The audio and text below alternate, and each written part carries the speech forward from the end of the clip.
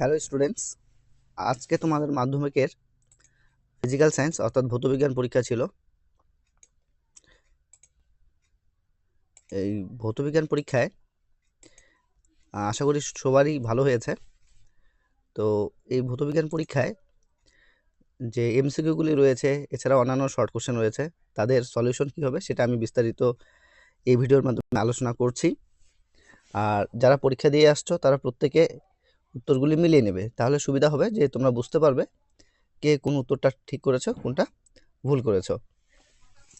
তো এক এক করে বলছি, তোমরা মিলিয়ে নাও। প্রথম প্রশ্ন যেটা রয়েছে, কোশ্চেন নাম্বার 1.1। দেখো, এক্ষেত্রে বলেছে নিচের কোন গ্যাসটি ওজোন স্তরে ওজোন ক্ষয়ে সহায়তা করে। তো জেনারেলি করে না, নাবাচক প্রশ্ন দিয়েছে। সিএফসি ওজোন ক্ষয়ে সহায়তা করে, NO2 ওজোন ক্ষয়ে সহায়তা করে, NO এটাও কিন্তু ওজোন ক্ষয়ে সহায়তা করে। তবে এখানে ওজোন ক্ষয়ে যেটা সহায়তা করে না সেটা হচ্ছে কার্বন ডাই অক্সাইড, অর্থাৎ অপশন নাম্বার সি হয়ে যাবে এখানকার সঠিক উত্তর। Next question, question number 1.2। Question number 1.2 এর এসটিপিতে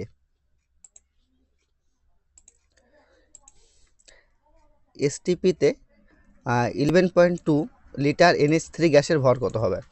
দেখো, এসটিপিতে 22.4 লিটার NH3 গ্যাস যদি নিতাম, অর্থাৎ অ্যামোনিয়া গ্যাস নিতাম, সেক্ষেত্রে ওজনটা কত হতো।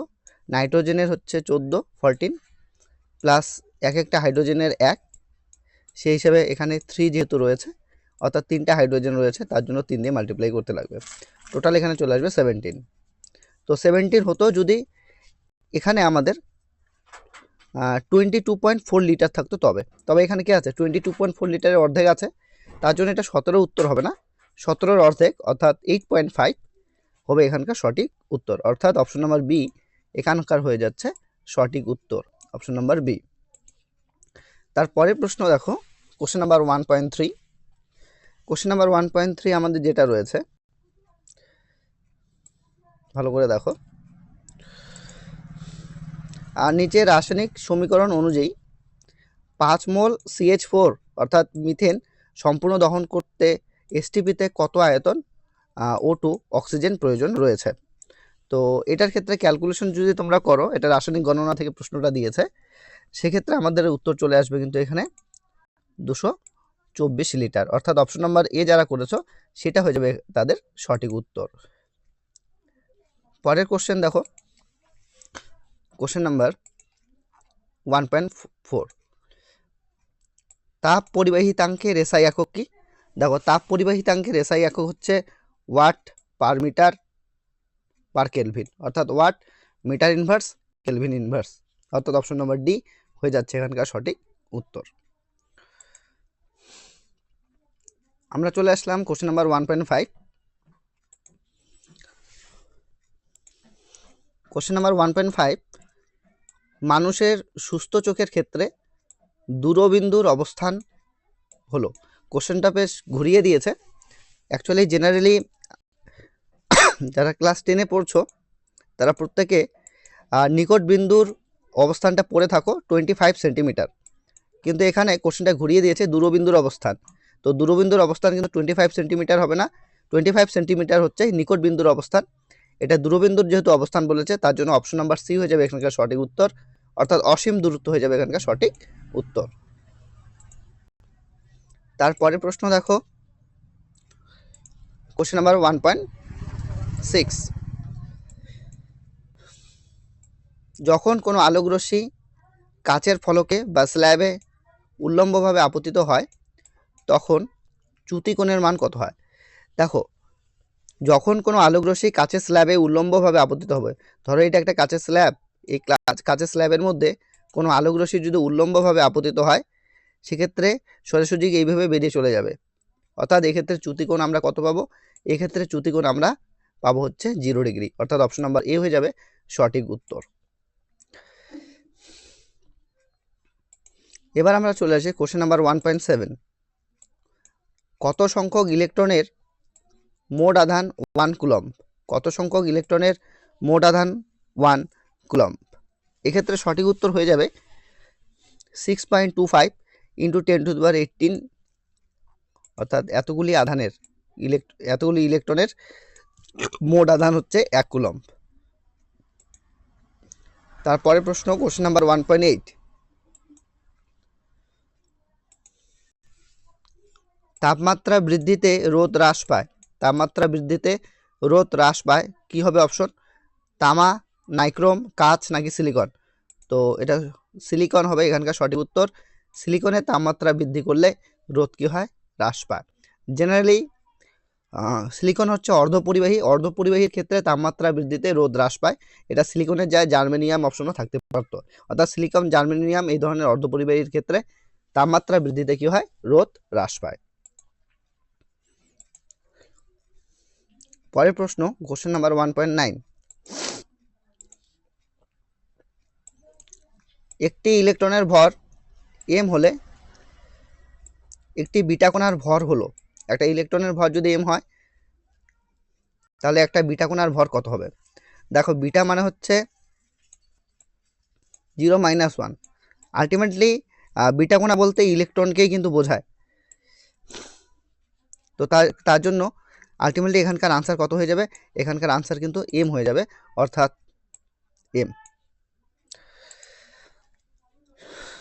তারপরে প্রশ্ন দেখো,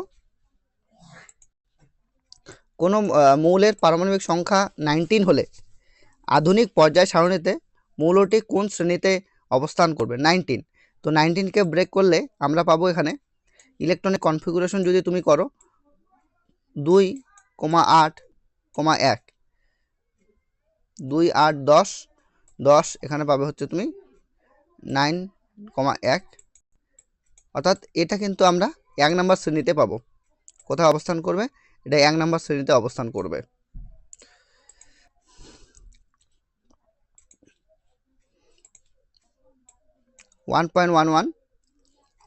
অ্যামোনিয়া শুষ্ককরণের জন্য ব্যবহৃত হয়। অ্যামোনিয়া শুষ্ককরণের জন্য ব্যবহৃত হয় পরাচুন, অর্থাৎ CaO, ক্যালসিয়াম অক্সাইড। এটা হয়ে যাবে এখানকার সঠিক উত্তর। এর পরের প্রশ্ন দেখো, কোশ্চেন নাম্বার 1.12। নিচের কোন মৌলটি ডুরালুমিনে উপস্থিত থাকে না? না বলেছে, উপস্থিত থাকে না। দেখো, অ্যালুমিনিয়াম ডুরালুমিনের মধ্যে উপস্থিত থাকে, কপারও থাকে, ম্যাগনেসিয়ামও থাকে, কিন্তু জিঙ্ক ডুরালুমিনের মধ্যে অনুপস্থিত থাকে, অর্থাৎ উপস্থিত থাকে না। অপশন নাম্বার বি হয়ে যাবে এখানকার সঠিক উত্তর। এর পরের প্রশ্ন দেখো, কোশ্চেন নাম্বার 1.13।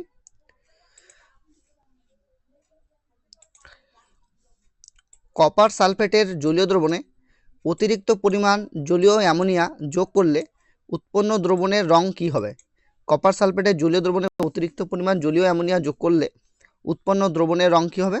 উৎপন্ন দ্রবণের রং এক্ষেত্রে কিন্তু হয়ে যাবে গাঢ় নীল। গাঢ় নীল হয়ে যাবে এখানকার সঠিক উত্তর। তারপরের প্রশ্নে যদি আমরা চলে আসি, কোশ্চেন নাম্বার 1.14। নিচের কোনটির তড়িৎ পরিবহন ক্ষমতা সর্বাধিক? চিনি জলীয় দ্রবণের তড়িৎ পরিবহন ক্ষমতা নেই। বিশুদ্ধ জল তো তড়িৎ পরিবহন করবেই না। তরল হাইড্রোজেন ক্লোরাইড আর রয়েছে অ্যাসিটিক অ্যাসিডের জলীয়। অ্যাকচুয়ালি অ্যাসিটিক অ্যাসিডের জলীয় দ্রবণ তড়িৎ পরিবহন করে, কিন্তু মৃদু। কিন্তু এখানে যে অপশনগুলো রয়েছে সেই অপশনের মধ্যে সব থেকে তড়িৎ পরিবহনের দৃষ্টিভঙ্গিতে যদি দেখি আমরা, তাহলে অ্যাসিটিক অ্যাসিডের জলীয় দ্রবণই হয়ে যাবে এখানকার সঠিক উত্তর, অর্থাৎ অপশন নাম্বার ডি হয়ে যাবে এখানকার সঠিক উত্তর। এরপরে যদি আমরা দেখি কোশ্চেন নাম্বার 1.15। মিথেন অণুতে হাইড্রোজেন কার্বন হাইড্রোজেন বন্ধন কোণের মান কত? মিথেন অণুতে হাইড্রোজেন কার্বন হাইড্রোজেন বন্ধন কোণের মান হয় 109 ডিগ্রি 28 মিনিট। এই গেল এমসিকিউ প্রশ্নের সঠিক সমাধান, তোমরা মিলিয়ে নিও। এরপরে আমরা চলে যাচ্ছি কোশ্চেন নাম্বার 2-এ। কোশ্চেন নাম্বার 2-এর শর্ট কোশ্চেনগুলির আমি সঠিক উত্তর বলছি, এক এক করে শোনো, তোমরা মিলিয়ে নাও। Question number 2.1। বায়োগ্যাসের মূল উপাদান হচ্ছে কি? বায়োগ্যাসের মূল উপাদান হবে মিথেন, CH4, মিথেন। মিথেন হয়ে যাবে কিন্তু বায়োগ্যাসের মূল উপাদান। আমাদের শ্বাসক্রিয়ার সঙ্গে আমাদের শ্বাসক্রিয়ার সঙ্গে জড়িত এমন একটি গ্যাসের নাম লেখো যেটির পরিমাণ বায়ুমণ্ডলে বাড়লে বিষ্ণু উষ্ণায়ন ঘটে। এটা অবশ্যই কার্বন ডাই অক্সাইডের কথা বলেছে, কারণ কার্বন ডাই অক্সাইডের পরিমাণ যদি বৃদ্ধি পায় সেক্ষেত্রে কি হবে, বিষ্ণু উষ্ণায়ন বা গ্লোবাল ওয়ার্মিং হবে। এটা আমাদের শ্বাসক্রিয়ার সাথে জড়িত, কারণ আমরা অক্সিজেন গ্রহণ করি এবং তার পরে নিঃশ্বাসের মাধ্যমে কার্বন ডাই অক্সাইডকে ছেড়ে দিই।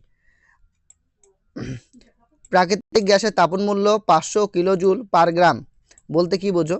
দেখো, প্রাকৃতিক গ্যাসের তাপন মূল্য 500 কিলোজুল পার গ্রাম কথাটার অর্থ হচ্ছে 1 গ্রাম প্রাকৃতিক গ্যাসের সম্পূর্ণ দহনের ফলে 500 কিলোজুল পরিমাণ তাপ শক্তি উৎপন্ন হবে। পরের প্রশ্ন, কোশ্চেন নাম্বার 1.2.3, নিচের বিবৃতিটি সত্য না মিথ্যা লেখো।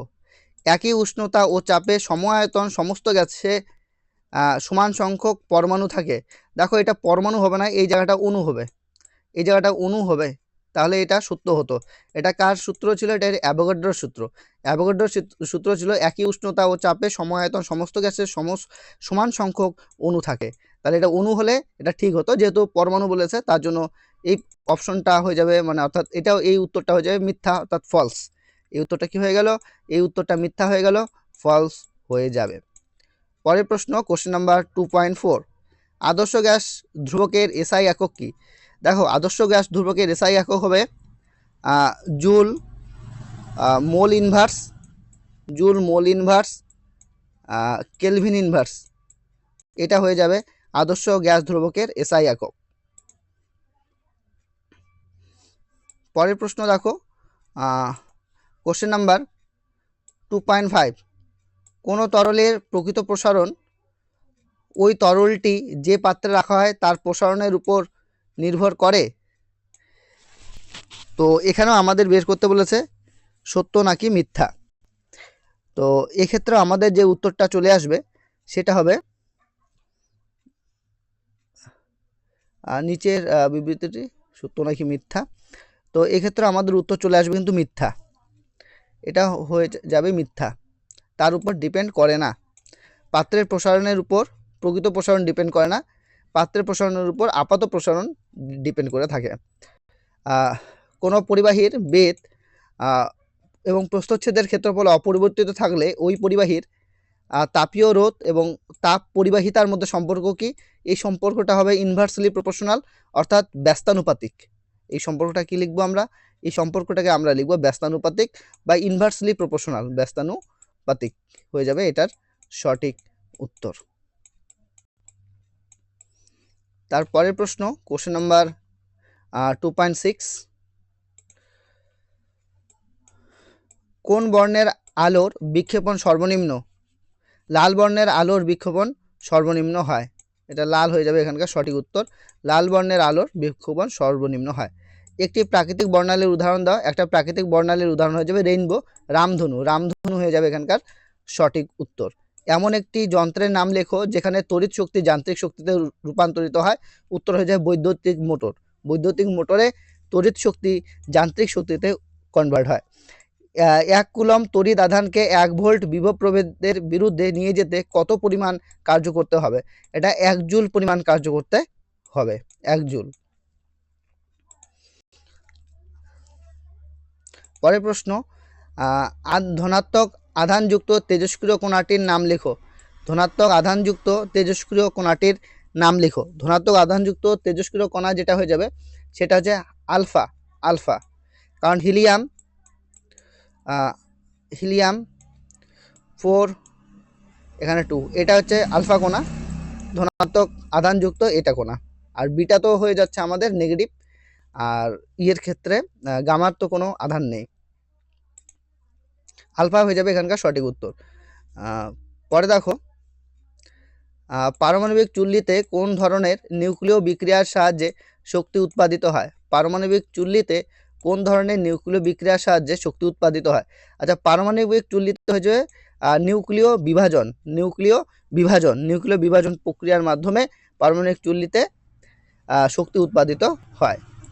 তারপরে কোশ্চেন নাম্বার 2.11, এক্ষেত্রে আমাদের ডান পক্ষের সাথে বাম পক্ষ মেলাতে লাগবে। ধ্যান দিয়ে দাও। সর্বাধিক সর্বাধিক তড়িৎ ঋণাত্মক মৌল, সর্বাধিক তড়িৎ ঋণাত্মক মৌল হয়ে যাচ্ছে ফ্লুরিন, ফ্লুরিন হয়ে যাবে সর্বাধিক তড়িৎ ঋণাত্মক মৌল। রেড হিমাটাইট থেকে নিষ্কাশিত হয়, রেড হিমাটাইট থেকে লোহা নিষ্কাশিত হয়, অর্থাৎ ডি হয়ে যাবে এখানে সঠিক উত্তর। যে মৌলের অ্যানায়ন লোহার মরিচা ত্বরান্বিত করে সেটা হয়ে যাবে আমাদের ক্লোরিন, ক্লোরিন। যে ধাতু সংকর পিতলে যে ধাতুটির শতকরা পরিমাণ অন্য ধাতুটির শতকরা পরিমাণ থেকে বেশি থাকে সেটা হচ্ছে পিতলের মধ্যে হচ্ছে কপার, কপার আর জিঙ্ক মিলে পিতল হয় কি না, তার মধ্যে কপারের পরিমাণটা বেশি থাকে, এটা কপার হয়ে যাবে উত্তর। তারপরে দেখো কোশ্চেন নাম্বার 2.12, নিচে যৌগগুলির মধ্যে কোনটি সমযোজী যৌগ? দেখো পটাশিয়াম ক্লোরাইড এটা হচ্ছে তড়িৎযোজী যৌগ, potassium. Sodium chloride, sodium bromide এটাও তড়িৎযোজী যৌগ কারণ sodium. Carbon tetrachloride, carbon tetra CCl4, carbon tetrachloride এটা হয়ে যাবে সমযোজী যৌগ। আর গোল্ড প্লেটিং এর জন্য ব্যবহৃত তড়িৎ বিশ্লেষকটির নাম লেখো। গোল্ড প্লেটিং এর জন্য ব্যবহৃত তড়িৎ বিশ্লেষকটির নাম হচ্ছে পটাশিয়াম অরোসায়ানাইড। আর যদি এটা সিলভার হতো তাহলে পটাশিয়াম আর্জেন্টো সায়ানাইড হতো, যেহেতু গোল্ড বলেছে সোনা তার জন্য তড়িৎ বিশ্লেষকটার নাম হয়ে যাবে পটাশিয়াম অরোসায়ানাইড। তারপরে প্রশ্ন দেখো, পরের প্রশ্ন রয়েছে নেক্সট কোশ্চেন, কোনো তড়িৎ বিশ্লেষ্য পদার্থে জলীয় দ্রবণ তড়িৎ বিশ্লেষণের সময় ওই দ্রবণে কিসের মাধ্যমে তড়িতের পরিবহন ঘটে? এটা অ্যাকচুয়ালি আয়নের মাধ্যমে তড়িৎ পরিবহন ঘটে, আয়ন হয়ে যাবে এখানকার সঠিক উত্তর। পরবর্তী প্রশ্ন, তড়িৎ বিশ্লেষণে পরিবর্তী প্রবাহ ব্যবহার করা হয় না কেন? দেখো পরিবর্তী প্রবাহ অর্থাৎ এসি কারেন্টের ক্ষেত্রে নির্দিষ্ট সময় পর পর এটা অভিমুখ চেঞ্জ করে, তো সেক্ষেত্রে তড়িৎ বিশ্লেষণ করা সম্ভব নয়, তার জন্য এসি এর পরিবর্তে ডিসি অর্থাৎ সমপ্রবাহ এখানে ব্যবহার করা হয়ে থাকে, এটা একটু গুছিয়ে লিখতে লাগবে। লেড নাইট্রেটের জলীয় দ্রবণে H2S গ্যাস চালনা করলে যে কালো রঙের অদক্ষেপ পড়ে তার সংকেত কি? লেড নাইট্রেটের জলীয় দ্রবণে যদি হাইড্রোজেন সালফাইড গ্যাস চালনা করা হয় তাহলে যে কালো রঙের অদক্ষেপ পড়ে সেটা হচ্ছে লেড সালফাইড, অর্থাৎ PbS হয়ে যাবে এখানকার সঠিক উত্তর। অ্যামোনিয়া আর কার্বন ডাই অক্সাইডের বিক্রিয়ায় এখানে যেটা উৎপন্ন হবে সেটা উৎপন্ন হবে NH2CO, NH2CO, NH2 অর্থাৎ ইউরিয়া উৎপন্ন হবে এখানে, ইউরিয়া হয়ে যাবে এখানকার সঠিক উত্তর, ইউরিয়া।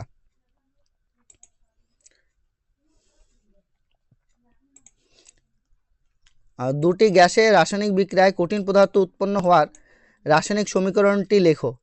এক্ষেত্রে দেখো অ্যামোনিয়া এর সাথে যদি আমরা বিক্রিয়া ঘটাই হচ্ছে হাইড্রোক্লোরিক অ্যাসিড না hydrogen chloride gas, hydrogen chloride গ্যাসের বিক্রিয়া ঘটায় তা সেক্ষেত্রে উৎপন্ন হবে অ্যামোনিয়াম ক্লোরাইড NH4Cl, এটা উৎপন্ন হবে। এক্ষেত্রে হাইড্রোজেন ক্লোরাইড এটাও গ্যাস, অ্যামোনিয়া এটাও গ্যাস, কিন্তু অ্যামোনিয়াম ক্লোরাইডটা কঠিন, এটা হয়ে যাবে এখানকার সঠিক উত্তর। নিচের জৈব যৌগটির IUPAC নেম লেখো।